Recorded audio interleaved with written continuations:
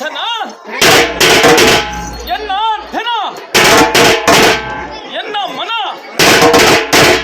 ಹೇ ದೇವ ಹೊರಗೆ ಮಣ್ಣು ಹೆಣ್ಣು ಮಣ್ಣು ನನ್ನವೆಂದು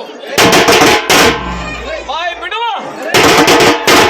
ಅಣ್ಣಯ್ಯಗಳಿರ ನೀವು ಕೇಳಿರಿ. ಹೆಣ್ಣಿನಿಂದ ಸುಖವಿದೆವೆಂದು ಹೇಳುವಿರಾ? ಹೆಣ್ಣಿನಿಂದ ಸುಖವಿಲ್ಲ. ಅದು ಹೇಗೆಂದರೆ ಹೆಂಡತಿ ಕೇಳಿದ್ದನ್ನ ಕಂಡದ್ದನ್ನ ತಂದು ಕೊಟ್ಟು ತಿಂದದ್ದನ್ನ ಉಡಬಡಿದರೆ ಮಾತ್ರ ಗಂಡನೇ ಇಂಥ ಬಾಯಿ ತಪ್ಪಿಕೊಳ್ಳುತ್ತಾಳೆ. ಇಲ್ಲದಿದ್ದರೆ ಗತಿ ಹೀನನೇ ಹೋಗು ಎನ್ನುತ್ತಾಳೆ. ಇನ್ನು ಮಕ್ಕಳಲ್ಲಿ ಸುಖವಿಲ್ಲ. ಮಕ್ಕಳಲ್ಲಿ ಸುಖವಿಲ್ಲ. ಅದು ಹೇಗೆಂದರೆ ಮಕ್ಕಳು ಚಿಕ್ಕವರಿರುವಾಗ ಹಾಲು ಬೆಣ್ಣೆ ತುಪ್ಪಲಿದ್ದು ಬದಲಿಸಿ ಅದೇ ಮಗನು ವಯಸ್ಸಿಗೆ ಬಂದಾಗ ವಯಸ್ಸಿಗೆ ತಕ್ಕಂತೆ ಮದುವೆ ಮಾಡಿ ಸಕಲ ಆಸ್ತಿ ಅಂತಸ್ತು ಐಶ್ವರ್ಯವನ್ನು ಕೊಟ್ಟರೆ ಅತಿ ನಯವಿನಯದಿಂದ ಪಿತನೇ ಇದ್ದ ಬಾಯಿ ತಪ್ಪಿಕೊಳ್ಳುತ್ತಾನೆ. ಇಲ್ಲದಿದ್ದರೆ ಗತಿಯೇ ಹೋಗು ಎನ್ನುತ್ತಾನೆ. ಇನ್ನು ವನಿತೆಯಲ್ಲಿ ಸುಖವಿದೆ ಎಂಬುವಿಲ್ಲ. ವನಿತೆಯಲ್ಲಿ ಸುಖವಿಲ್ಲ.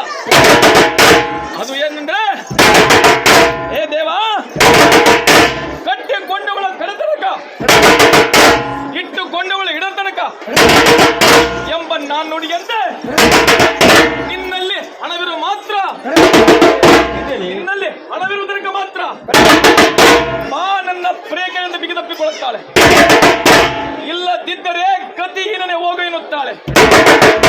ಆದ್ದರಿಂದ ಬಂಧುಗಳಲ್ಲಿ ಸುಖವಿಲ್ಲ. ಬಂಧುಗಳಲ್ಲಿ ಸುಖವಿಲ್ಲ.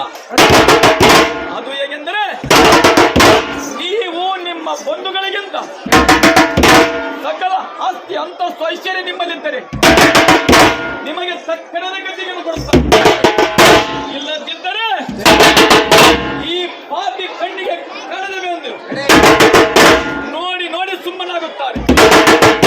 ಇಂತಿವುಗಳನ್ನು ಬಯಸಿದೆ. ಆದ್ದರಿಂದ ಸತ್ಯಂ ಮಾತ ಹಿತಂ ಜ್ಞಾನ ಧರ್ಮಂ ಮಾತ್ರ ದಯಾಸಕಃ ಶಾಂತಿ ಪತ್ನಿ ಕ್ಷಮಾ ಪುತ್ರ ಷಡೈತೆ ಮಮ ಬಾಂಧವಃ. ಹೀಗೆಂದರೆ ಸತ್ಯವೇ ತಾಯಿ, ಸತ್ಯವೇ ತಾಯಿ, ಜ್ಞಾನವೇ ತಂದೆ, ಜ್ಞಾನವೇ ತಂದೆ, ಧರ್ಮವೇ ಅಣ್ಣ, ದಯವೇ ಸ್ನೇಹಿತ, ಶಾಂತಿಯೇ ಹೆಂಡತಿ, ಕ್ಷಮೆಯೇ ಮಗ. ಈ 6 ಜನ ಬಂಧುಗಳಲ್ಲಿ ಮನಾನಂದಗೊಳಿಸಬೇಕು.